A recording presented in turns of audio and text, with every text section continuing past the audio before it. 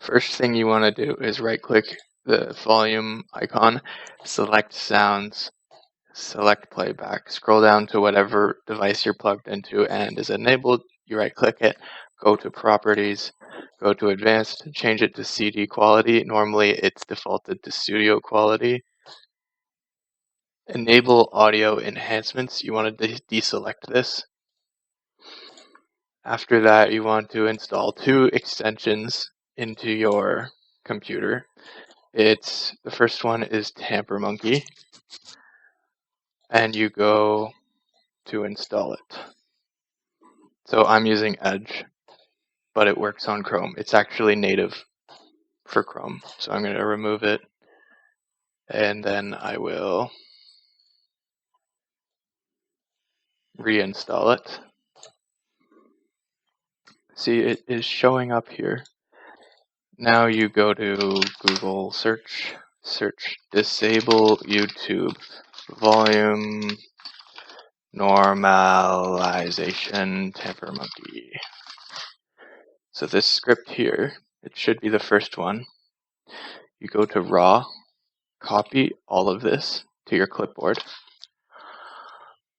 go to TamperMonkey, create a new script, get rid of this, and paste it. Now you save. Now this script should be enabled.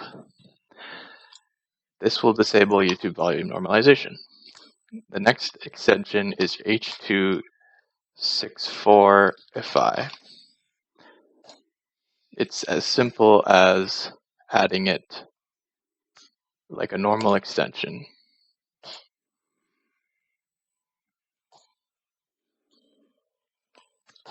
Now, to test that everything is working, you can play some music and it'll sound better.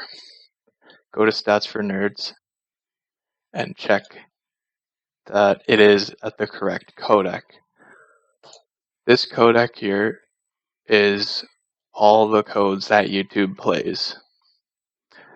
But this one here is optimized for audio.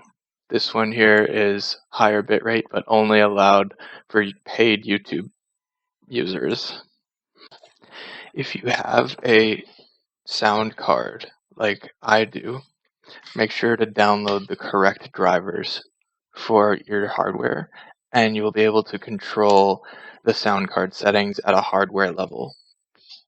I disable SPX special effects and stuff to get a more pure sound. These enhancements you do not want.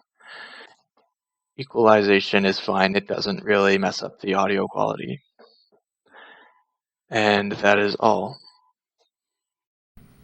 If you have an 11th gen Intel and a motherboard that supports it, go into your BIOS and change the memory timing to gear 1. So it's, for me under AI Tweaker, it's this memory controller DRAM frequency ratio. It can either be set to 1:2 or 1:1. Choosing 1:1 will give you better sound quality.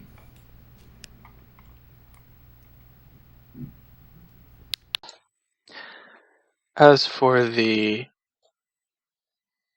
changes I made to the speakers for this, it is because CD quality is mostly what music is made in, so you just want to use the native resolution of the sound.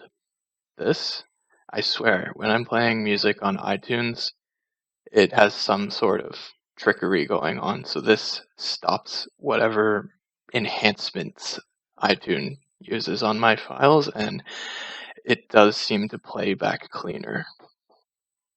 Could be placebo, but I haven't had any issues with this being turned off. As for the RAM, I can't find anything that confirms my belief, but there's nothing online. It's all about gaming mostly. But to me, it sounds better. Also could be placebo, but it doesn't hurt to give yourself a bit better FPS. So no harm done. So the reason I chose these extensions is because H.264 changes the codec to 140, and this format, MP4 AAC audio codec, is optimized for sound. Its native resolution frequency is 44.1 kilohertz, these two. And that's important because CDs are uploaded at 44.1 kilohertz. That means the default for YouTube is this one, but its native is 48 kilohertz. So if you're listening in this format, you're going to get upscaling, and that'll cause problems in the sound. One way to test this, 20 to 20 kilohertz sweep. And if you listen to something like this with one of the codecs and then the other one, it's going to sound way cleaner if you have it set to one of these codecs. As you can tell, this one is only available on YouTube Music. You're paying for that premium 256 kilobits. This one may seem to have a higher kilobit than this, but because of that scaling, it's actually not going to sound as nice or pure. It is optimized for video and podcasts. It is really efficient at that. But music, it's not going to sound as good. The next extension for TamperMonkey, the disable YouTube volume normalization. How do I get to my scripts? Well, that just disables YouTube volume normalization. If you don't know what normalization is, you can Google it. So that is the way to optimize your computers for audio. Thank you for watching.